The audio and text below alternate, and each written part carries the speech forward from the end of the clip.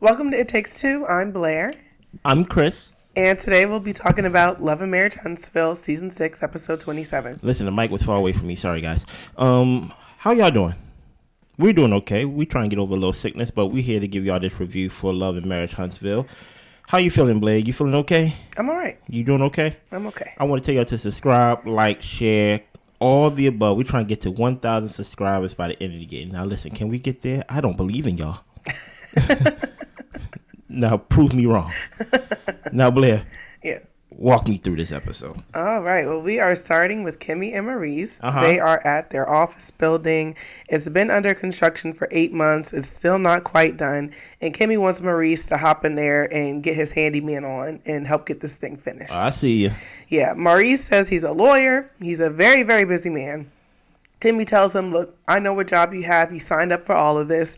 And it seems like you don't want to help. That's how you act. He says, you know what, just give me a list and I'll get things figured out. Kimmi feels like she has to ask Maurice to help 10 times before he will actually do something. And she would just like for him to have a little bit of foresight or initiative to jump in and get things done without her having to ask. Now, here's my thing. There's been an undertone with this season. Let me start off by saying this. I have no doubt that Maurice loves Kimmi. I'm not that type of person to be like, oh, he don't love her because he don't listen to her or things like that. But based on the conversations that Maurice and Kimmi been having, I don't think he really be liking her. That's why I question it, because he's missing the little things. You get what I'm saying? He do the big thing. Yes, you're big. Yes, you're there for her for the big C. Yeah. You get what I'm saying? Of course. Kudos to you. But for the little things, it just seems like you're not as you don't have that same haste to help. And and granted, this wasn't a toxic conversation. This is just a regular conversation between two married people. So I just wonder, will they is the lack of sex is that really the reason, the cause of, when I ain't gonna beat my feet to hang this photo. I ain't gonna beat my feet to help you with the chores. I ain't gonna beat my feet to basically help around the house. You thought I was a handyman. I ain't no handyman. You get what I'm saying? I ain't no handyman unless I'm laying something down. Okay. You get what I'm saying? So what do you think about this scene? Because that what comes across my mind. Yeah, I mean, it's just showing, Kimmi has had this complaint about Maurice for a while now. She said that when she first met him, he did a lot of work, got his hands dirty. Yeah. And maybe that's just the difference of him getting older, him having more money to hire the help. So maybe it's just, I don't want to say laziness, because he's, a very hardworking guy. But to where he's like, look, I can work smarter, not harder, and outsource where, I can best use my energy elsewhere. And that's something I feel like they probably just need to communicate over, because I agree, if he has the time within a day to go and help and do a couple of things to get the job done, absolutely. But if he really doesn't have that time, then y'all should discuss having somebody come out and help. So I don't know. I think that's just a conversation they need to have. But overall, it does seem like he's not, he doesn't have any, no motivation to really do what she is asking. Like she says, I want him, he basically is quick to do things that benefits him or he can see the value in versus things that I bring up. So, yeah. Yeah. So, to him, I just feel like, he need a little cootie cat. Maybe. He just need a little cootie cat. He just, just a question can't, a question and a thank you is not enough. You get what I'm saying? But, we'll see. We'll see. Continue on with the scene. Yeah, well, Kimmi tells him about the vaginal steam that she did with Tisha and how it was supposed to assist with her getting her libido back, which it really hasn't. Maurice tells her that, God has given you everything that you need. These people pretty much scamming y'all. Oh, exactly. Yeah. And he tells him that Tisha has been overwhelmed and she was worried about possibly being pregnant. She took a pregnancy test at the place. And he thought that was wild because him and Marsau went and got vasectomies together. Twins. Yes. So Maurice thinks that Tisha needs to just go to Africa alone and come back refreshed. I understand, man. Y'all so funny. Listen here, man. As Maurice, I can understand as the brother hearing this, he's like, wait a minute now. We didn't get our vasectomies last week now. Right. You get what I'm saying? The whole idea of some may just got through. Tisha, I don't know what your angle is for this season or for this storyline, but guess what? We got the Fletchers. Okay? Rent is about to be due for a lot of folks on this show. You get what I'm saying? Don't give us this little fake storyline about I may be pregnant. I have been sick. You get what I'm saying? We got the Fletchers now. And that is so crazy to say when you know your husband had a vasectomy. Like, come on now. That makes you look crazy. That don't make him look bad. No. It kind of makes you look crazy. Yes. It make you look a little loose and goosey out here. You get what I'm saying? Yeah. So I don't know what the angle is that she was trying to do with this whole I may be pregnant. I've been feeling sick, so I took a pregnancy test. Okay, cool. If you was feeling that way, I really don't understand why you would take a test like that on TV, knowing that he got a vasectomy on TV. You get what I'm saying? I would take that probably like, you know what? Let me just take this test, because if I am pregnant, best believe my name will be on that hospital building. You get what I'm saying? But it's just something with them. Yeah. You know, on TV, she got her cousin KeKe doing a drug test on TV. You know, and then you got this one Tisha over here taking a pregnancy test on TV. Listen here, man. Stay out y'all local Rite Aid. Stay out y'all local Walgreens, CVS, whatever local pharmacy that y'all got. Stay out of there and just relax. You get what I'm saying? Anything else you want to add to that scene, Blair? Let's move on, please. Yeah, well, Stormi visits Tisha at their office space that is under construction. And Stormi asks Tisha, how's it been going with KeKe? Have y'all talked? And Tisha said, no, I'm not going to talk to KeKe. I'm going to leave that alone. Yeah. And Stormi pretty much says, like, okay, you know, that's cousin family business. I'll step out of it. Mind your business. Rightfully so, Stormi. Mind your business. Leave it alone. Tisha talks about, you know, how Stormi could probably relate with how they learned that her friend also had a drug issue. And Stormi was saying that it's different because KeKe is actually in recovery. But Tisha is continuing to say that KeKe's using based off of her behavior. So Tisha went to Vegas to celebrate one of her friend's birthdays. And Marsau went on a bachelor trip to Colombia. Yeah. Stormi says, isn't that where the brothels are at? That's just like, that storyline is so played out to me. I'm just like, whether Marsau's cheating or not, nothing's came out at this point. Like, y'all got to give that one a rest. Let it go, because y'all did a terrible job trying to get evidence. Y'all done sent us pictures of his back, pictures of his kneecap. We do not want to hear no more Marsau is cheating on Tisha's storylines. Okay, let it go. Yeah. Continue. Tisha asks if Courtney is still upset with Marsau. And she says pretty much Courtney just doesn't play the way that Marsau plays. Like, Courtney will get active. Okay. Tisha's focus has been on Scott Realty. They talk about the web issue with her copying and pasting Canvas Beauty's return policy. Yeah. She said, you know, the web designer, he made a mistake. She called him, cussed him out, and got it fixed. Stormi asked for an apology because she's saying, you know, this is something that you guys took from me. Like, I think I deserve an apology. Yeah. Tisha initially doesn't feel that she does. She says it wasn't my fault. Like, I'm not the one who did it. And Stormi tells her, well, it was actually a bad look for you as well as me, but it was a bad look for you because it overshadowed the launch for your daughters. Yeah. And she said, well, I mean, we still got sales off it, so it's not like it really matters. Tisha ends up apologizing because she had no idea, but to me, that was like a fake apology. So, what did you think about it, Blair? Go ahead. I was really irritated with Tisha. Well, in that moment, well, not really irritated. I don't know this lady, but I just felt like she should have been quick to apologize. It was a mistake on her part in her company, and she should have taken ownership and apologized to Stormi because her stuff was copy and pasted underneath your name.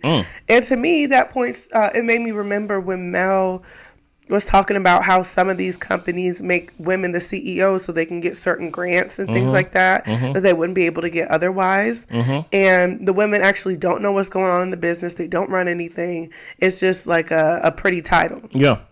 Because I'm like, Tisha, if you were really a business owner or somebody of any authority, I mean, even a manager at a job, you know that anything people do, whether you delegate a task, it ends up on you at the end of the day because you're the one that holds the responsibility. Mm-hmm. So that, to me, that just speaks to Tisha's lack of experience. Also, you should be thankful that Stormi didn't sue you. Like that, you can't just take people's stuff and run with it. Stormi had the grace to actually have a conversation with you about it and ask for an apology instead of saying like, hey, I deserve some type of compensation for you taking my stuff. So, yeah, what do you think? I'm taking the gloves off with Tisha this season, man. Oh, man. Because I've been a fan of Tisha. I'm a big fan of Tisha. And every time we have these moments with Tisha, I feel like we take 5 steps forward with Tisha and then 8 steps back. I really don't understand what Tisha's angle was with this scene right here. So I'm just going to say her words back to her. Last episode, she mentioned something about feeling overwhelmed, and I'm thinking about going home and being a housewife again. Tisha, go home and be a housewife again. I don't want to see you out here. Mind you, I don't live in the same state as you, so I don't see you. But no, I'm serious. Go home, and I think if you're feeling overwhelmed, your words. I'm not telling you go to be something that you said you. No, I'm telling you your words. Go home and be a housewife, because the fact that you was playing Ring Around the Rosie with the apology makes no sense. There's literally no logical explanation for it at all. This woman who, granted, and I don't even like Stormi as a character on this show. Mind you, I don't know that woman. Right. You know, the character she displays on the show, I don't like Stormi. But Stormi, in every right, should have not been graceful with you. Guess what? I come to you with grace. You get what I'm saying? I come with you with understanding. And you got the nerve to be like, what? Me? I ain't look bad. What? Apology? For what? What? We still sold things. It's like, you're missing the point here. Mm-hmm. You get what I'm saying? I don't know what it is about Tisha to where whenever she's like cornered and things like that for doing something wrong, or even if it's something that's perceived as wrong, she it's like she scurries away from it. She don't face it heads on. She cower out. You get what I'm saying? And this was just another example of cowering, of being a coward rather, of just giving an apology. That's all you had to do. You don't have to explain nothing. You don't have to say, well, you know what, the graphic designer, and guess what, I won't work with him no more. What they got to do anything? You are the CEO. Mm-hmm. Does the graphic designer run the company? Right. Do your assistant run the company? So you want the credit for the businesses, but for the work and the words and the things you got to put, return policy, all the above, you could just, oh no, that wasn't me though. Yeah. But I'm a boss lady. Look at all these businesses I got. Yeah. Like it can't be both. You got to say I'm a boss lady, and at the same time, or a boss person, you still got to be the same person. Be like, but look at my failure though. Yeah, I messed up. This slipped past me, and as the boss, as the boss lady or boss person, as I was champion myself and let you know I got my own, and you know what I mean. I got to be the same person and be like, Stormi, girl, sister, girl. Yeah. I'm sorry. And that's what Marsau. So all these bar names. That's what Marsau was trying to talk to her about the other episode. Like, you're not taking accountability. You get defensive really quickly. And it really ain't got to be all that. It don't have to be. Yeah. It don't have to be. Marsau says something in season 1 reunion, I believe it was. Or maybe it was season 1. I mean, maybe it was season 2. But it was definitely early season. On, yeah. Where he said basically like, hey, Tisha, you acting like we are not the Scotts and we don't own stuff. Like, basically, like, yo, we are above a lot of the things that we find ourselves in. You get what I'm saying? So you can't let people sweat. So guess what, Tisha? I agree with you. I agree that you should go back home and continue to be a great mother and things like that. And guess what? I feel like you do a great job, because I remember the time Marsau tried to make one of the kids peanut butter. They was allergic. You get what I'm saying? Yeah. So guess what? I don't want Marsau to hurt the kids. You get what I'm saying? Because I really don't. This scene embodied just ignorance to me. And I'm like, it doesn't have to be this. Like you're a business owner and all these things. You know, image is everything. If people is contacting you and making it a scene online and things like that, even just one person, the fact that somebody caught it online, you got to be quick and be like, you know what? I messed up. I can't just delegate completely with that. You know what I mean? But, we'll see. Maybe down the line, Tisha will understand. Maybe, maybe this is par for the course. Maybe you got to make these mistakes. And then, down the line, she'd be a great business person. I don't know. I still got hope. But I feel like at any business job, she's just frustrating. Whatever, you make mistakes, but you got to be accountable for them. That's not how you learn, and that's not how you grow. She's just frustrating to me, man. Continue. Moving on, we've got Chris, who goes to visit Nell. And Chris is talking about his conversation he had with Chris Jr. about how he doesn't like speaking to the family. He's been keeping to himself because he feels that people are holding things over his head. Yeah. And Nell says, look, like, he needs to do right by his parents and his siblings, and he's an a-hole. And he is criticized by the family, and he doesn't like the truth and the outcome of his life that we are talking about. Yeah. Chris thinks that he's suffering from a form of depression, and he thinks that CJ actually needs counseling. So Nell says, look, Chris has been messed up ever since he got those letters from football, and it didn't go anywhere. Yeah. He's not happy with his life, and it didn't help that we got him all these nice cars. Nell was just trying her best to hold him accountable. And she also doesn't want him to feel that he can't come around, so she says she won't bring up the money thing anymore. She's willing to go to counseling if he agrees to go, because she's not going to just sit up in a counselor's office arguing with her son. And I agree. He needs to be ready when it's time to go. So what did you think about that? I'm in the middle. I'm really in the middle. Nell is...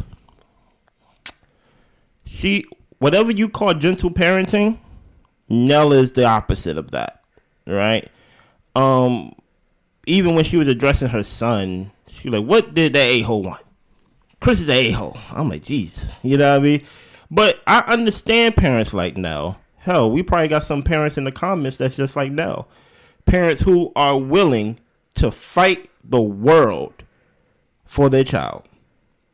But the minute that their child turn against them, guess what? That same power and that same determination that parent will go against the world with, it can turn against you as well. I think Nell is hurt, and this is how she shows her hurt.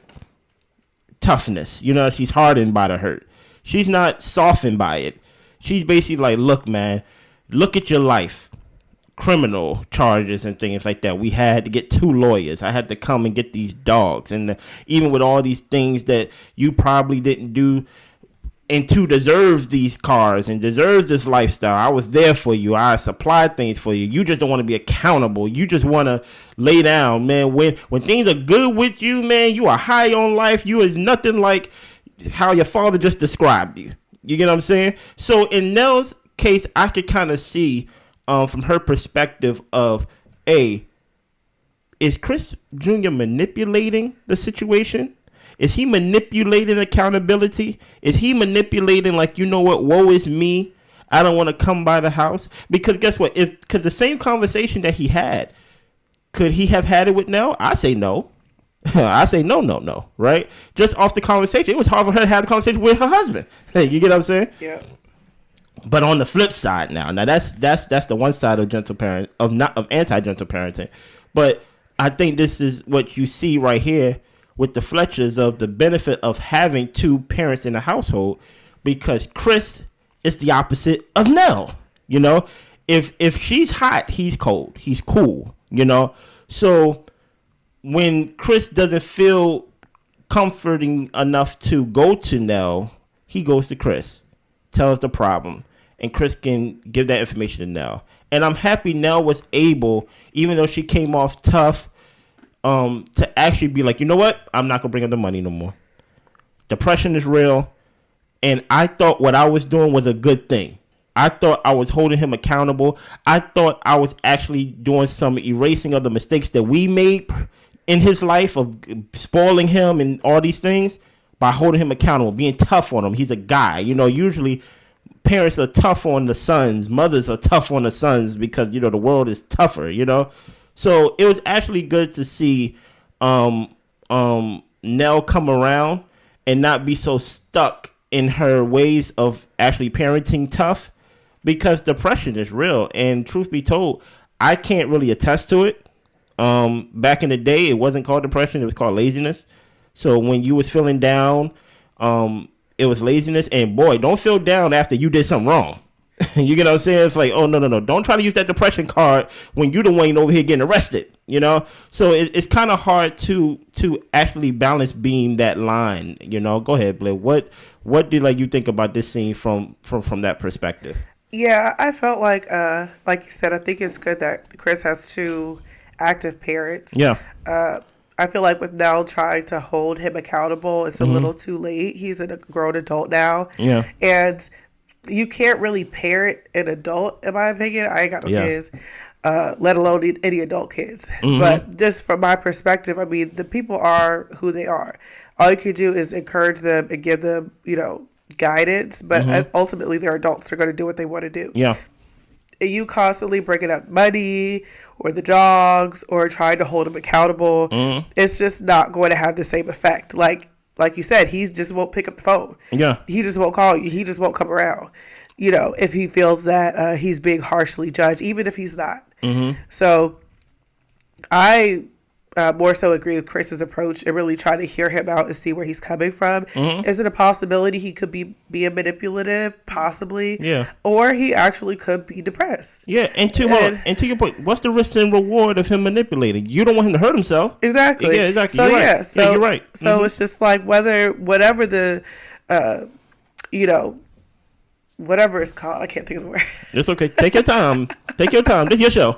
Yeah. Well, whatever the motive is, I think Chris is doing the appropriate steps and actions of making sure that he tries to get his son some help. Yeah. And they work together as a family to get it done.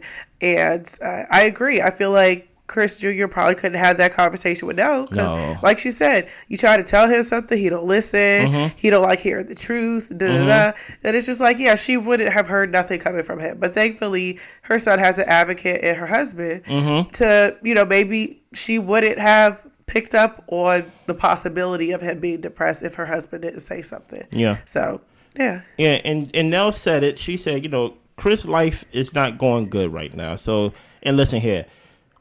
One way, if you want to get a man in the dumps, make his money funny, make his life a circus. You get what I'm saying? He ain't got nothing to be happy about. Now, I'm going to put you on the spot, Blair. What do you think it is? Even though we kind of talk from both sides of our mouth, you know what I'm saying? Do you think he's depressed and he really needs help? Or do you think he's being manipulative and escaping accountability? I'm the type. I always give benefit of the doubt. So I assume that he probably is depressed. Okay. Whether it started when he even her saying he had football scholarships or things like that and it didn't go anywhere. Was it that he got depressed afterwards and things didn't pan out, so his life just kind of started to tumble? Was he in bad crowds thinking he was too cool? Or was he depressed from the jump and just didn't do what he was supposed to do in order to get all of these opportunities going for him? So you saying it really doesn't matter when it started? Depression is still depression, basically? Yeah. Okay. I mean, it doesn't matter when it started, how it started. And honestly, he could be at one of the lowest points. I mean, they even say he's driving around 2-3 in the morning. Yeah, that's weird. Just trying to clear his head. Yeah. And especially, I mean, it's not like he lives in a huge city. He's in the South. He's black. He looks the way he looks. And just saying that he's tatted, locks, all this other type of stuff. That could definitely be a reason for somebody to say, oh, you look like somebody who just committed a crime at midnight. And Nell said it perfect. She said that's how you get yourself in trouble. Right. So it is cause for someone to reach their hand out and try to lift him up and try to help him because he can't see the light right now. So yeah, I think I like your approach when it comes to that. To basically, you're like, hey, I'm gonna always take the depression mental health route because the risk and reward, the risk of actually going with that is much greater. Yeah. Because if he is really depressed and he do something to himself, what use do I have not believing him? I might as well just get him a therapist, get him a counselor. He ain't gonna do nothing. Yeah. And if he's manipulating me, at least he's alive. You exactly. So me, I'm literally right here. The middle. I'm in the middle because there is something to me to where when you're a man, you there's certain of course there's stereotypes and stuff like that, but when you're a man, you have to admit things. You have to stand on business. Okay. You get what I'm saying? And I as a man, I just feel like you have to be accountable, even if you are depressed. And I'm not even saying you have to come out and say, I am depressed, right? But there is something to, when mom call, when dad call, when people call for you, you show up. Yeah. You get what I'm saying? Even if something as simple as, hey, I'm not feeling myself right now. I don't feel like talking. Yeah. You get what I'm saying? It's just something to me, which is a pet peeve of mine, which I actually hope I don't translate this to my own children's life, is I don't like parenting adults. Oh my gosh. It's just something about a grown up acting like a kid that just gets me ready to fight. You get what I'm saying? So I'm right in the middle. But I think I'm going to lean more towards you because I understand why Nell is who she is. Because guess what? That same fire that she'll fight against you, she'll fight an army for you. Absolutely. You get what I'm saying? You can see it, yeah. And she's like, and Chris said something. He said, look, man, we see something in you that you possibly don't see. You get what I'm saying? And Nell, her hurt come out through that. She sees the potential. You get what I'm saying? She's like, look, man, I'm trying to teach you accountability. And once you get it, that's the thing about it. Once you get it, you be unstoppable. Right. You get what I'm saying? And I think that's why there's so much anger and so much fire, because it's like, man, you're wasting away. You get what I'm saying? Like, people will die to be in your position, literally. You know? So I'm going to lean towards the mental health route and say he's depressed, because what's the risk and reward? Like, you know? What's the risk and reward? And I just want to throw out there, it's just a little pet peeve of mine. When people can't take accountability, it is like the most irritating thing. Yeah. Because it's like, we all see it. We all know it. Just it's cop to it so we can move on. Mm-hmm. But with like the same issue that Tisha has with taking, ownership and accountability, it just makes situations grow and worse, and it just makes people look at you crazy because we all see the elephant in the room. Yeah. And now I'm questioning if you're even a person of integrity or decent character because you acting like you ain't do nothing wrong. That's weird, right? Absolutely weird. And it is crazy for Chris to not pay his mom back, to be asking for his dogs when they went and got the dogs because he got in prison or jail. And nobody was going to be there to take care of the dogs. Like, you are like just not even talking to the situation at hand. Let's say thank you first. Exactly. So no, that is very aggravating. So that's why. So that's why Nell is like, I don't really get this depressed thing because, bruh, you know what I'm saying? like it's like all this other stuff. Can we focus on the issue at hand? Yeah. So no, I get it. I understand it. Nell, I understand exactly what you mean, ma'am. Listen here. As soon as people got to pay you back your money, now people want to get depressed. You know what I mean? I understand. I got to go to counseling sessions. I thought I could just go to work and come home and chill. Okay, you know what? And take care of these doggone dogs. I'm not going to ask about the money no more. Continue. Yeah. Moving on, we've got Kimmi, Tisha, and Mel getting their nails done. Well, Kimmi, at first, Tisha comes in and they talk about the vaginal steam thing. Tisha just said that it's been helping her libido. Kimmi says not so much. And then Kimmi asks, well, did you tell Marsau about the pregnancy test? And she's like, no, I don't really know why I would need to do that. And Kimmi's like, I think you need to tell him. Tisha's on one this episode, man. I don't know what's going on with her this episode, bruh. Go ahead. Yeah, maybe when she overwhelmed, she just don't think straight because she is not appearing to think straight at all. I don't know what it is. Yeah. I don't know what it is. Go ahead. Then Melody arrives. Kimmi broaches the conversation to Melody about the name change party.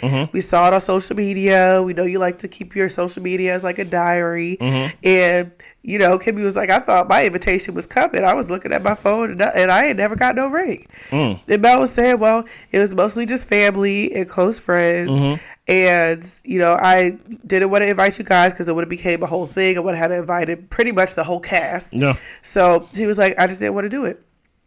Kimmi, well, did you want to touch on that first? No, keep going. Yeah. I'm going to come back. All right. Yeah, Kimmi brings up a bigger conversation about how women having different last names from their children can be looked down on as the woman not being married or being a baby mama. And Mel pretty much says, me and my kids were good. They understand the situation. And honestly, Kimmi, you and your son don't even have the same last name. So, yeah. Listen here, man.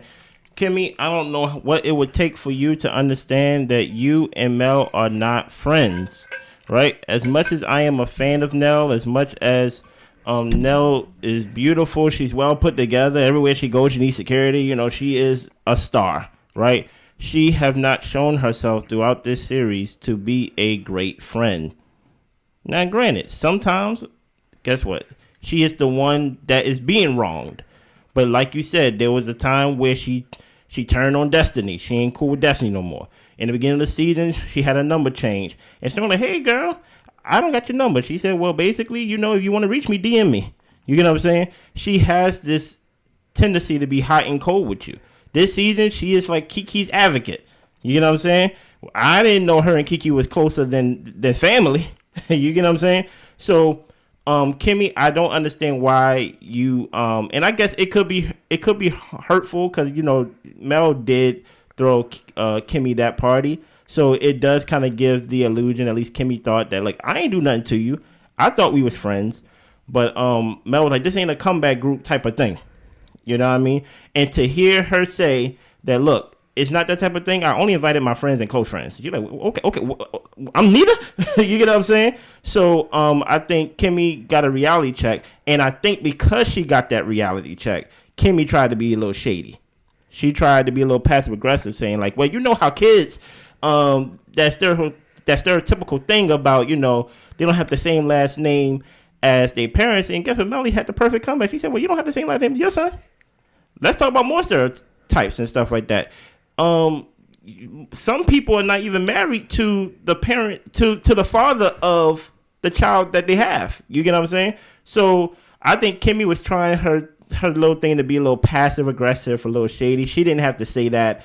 At the end, she did say, like, you know, did the ceremony accomplish what it wanted to accomplish? Did you feel good about it? Tisha was in the corner like, listen here, I know me and Mel not on good terms.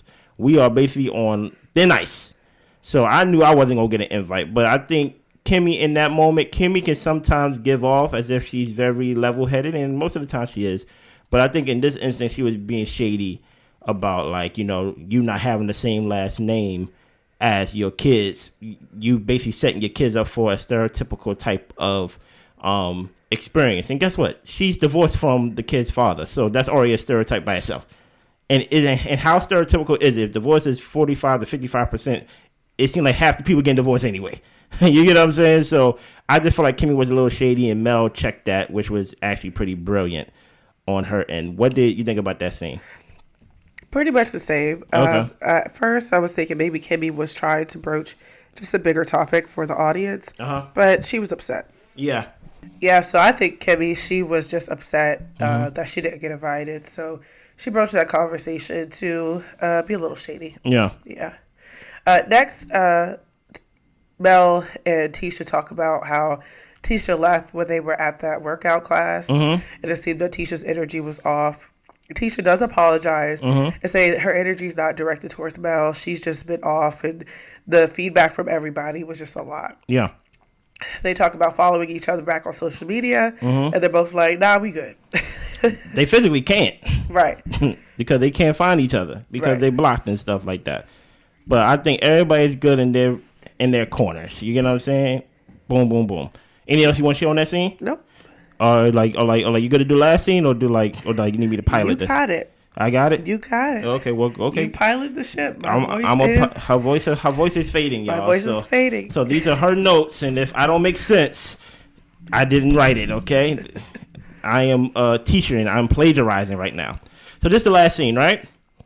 Stormi and Courtney are playing pool, waiting for the Scotts to arrive. Tisha deflected last time they had that conversation. Tisha deflected about the copy and paste that she did with Canvas Beauty. Stormi really don't know if she likes Tisha like that because, you know, she came through and she probably feel like, you know what, you playing me.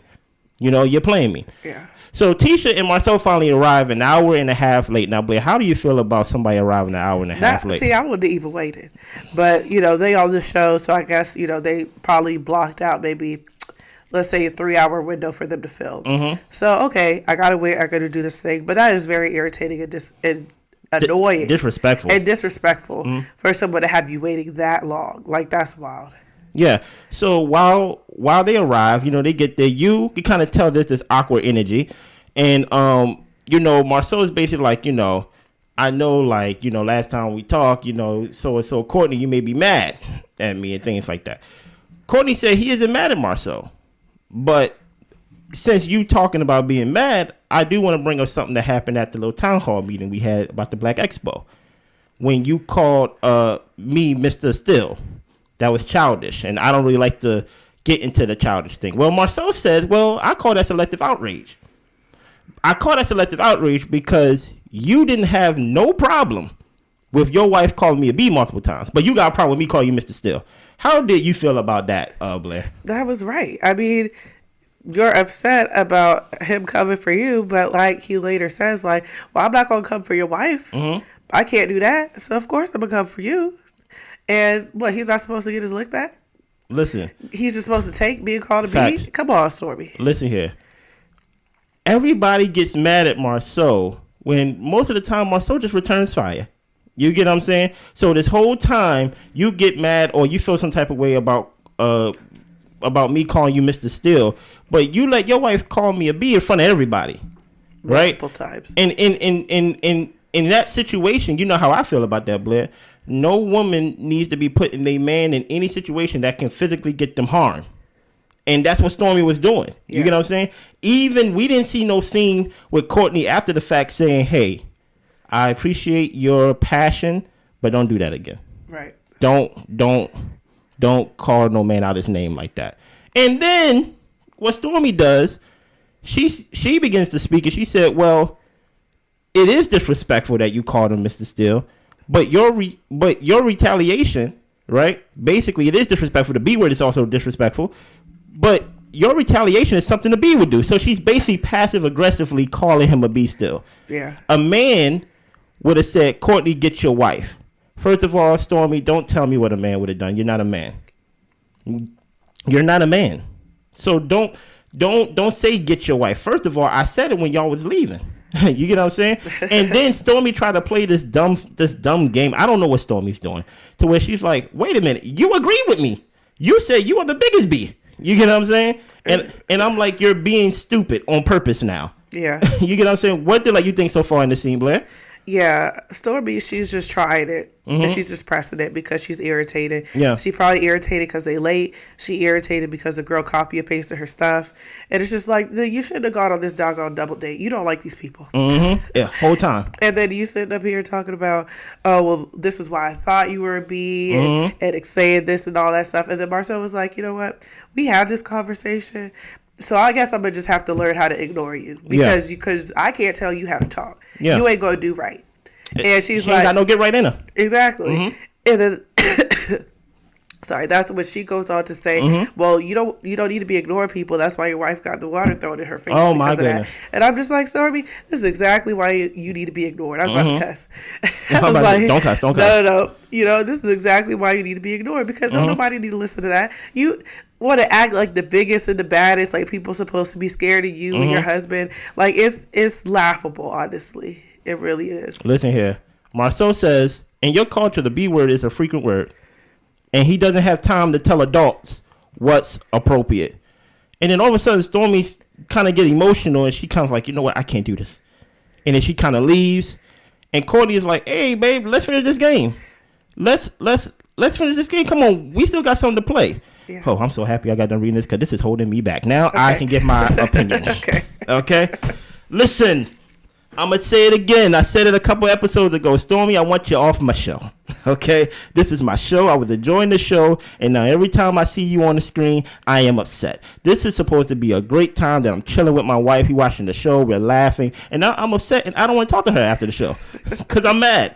Stormi talks about, oh my goodness, Courtney don't play. And Courtney don't play those games. Because if Courtney was around, he basically a firecracker. Uh-huh. Courtney has been cool, calm, and collected the whole time. Actually, Courtney has been the only adult between y'all two. Hello. He's the one having the conversation. Hello. He's the one that's saying I'm not mad. He's the one that's saying, but you know what? It is kind of like it was childish for you to say Mr. Steele. You know my last name. You making Courtney out to be some thug. And I hate that she paints her husband in that light. He's not. I mean, even if he was, why would you come on TV painting him out to be like y'all are just a couple of gangsters out here just knocking folks out left and right? Like, that's not a good look. He's smart. Yeah. You know what Courtney did?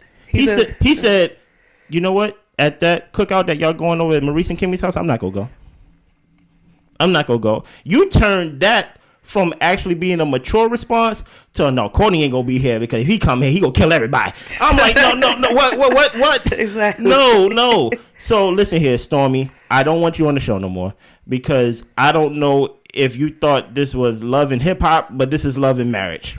Okay, and nobody's trying to get into the gutter with you like that. Nobody. And I don't even understand why you're in the gutter. You're a successful black woman, millionaire off of your beauty products. I don't understand why you choose to go there. I really don't. It's really beneath you. Like it really is. Like it's really beneath you because nobody goes there but you. Marsau is actually dealing with you as someone would deal with an adult child. I ain't got time to teach adults what the word means and things like that. And now you're getting emotional. You're crying because he brought up your friend who's on drugs allegedly. You take your basketball, you go home. Exactly. No. Matter of fact, take your ball, go home, don't come back. Courtney, you can stay on the show. Okay. I don't know what you're gonna be doing, but I don't want Stormi on the show no more because she makes my head hurt. You know what it means when you call a man a B. That's why you was passive aggressively doing it, talking about like that's something a B would do. You still using that word, and you over here talking about like now from this point on though I won't say it. Or she said, I'm not calling you a B right now. I'm not calling you right now. Just drop it. Yeah, drop it. You was mad over the $100 situation, and at this point it's over. It's been talked about, and you still keep using this B word. Yeah, stop it. Like you just come across like you want to be so hood, and you want to be so hood good. Do it with the hood people. It's beneath you. Do it where the hood people at. It's beneath you. Anything else you want to show on the show? Listen here, Blair. Let's give her a round of applause for Blair, man. Okay. She really tried. She really pushed through because trust me, this review wasn't gonna come out till Thursday. Okay, my baby don't feel well, but we wanted to get it done. She wanted to push through. Anything else you want to share on this show? No, that's all. Listen here, man. I'm serious, Stormi. Get off my show. Tisha, please do better. I'm rooting for you. You get what I'm saying? Marsau, keep on keeping on, my brother. Okay? Y'all be good. Bye.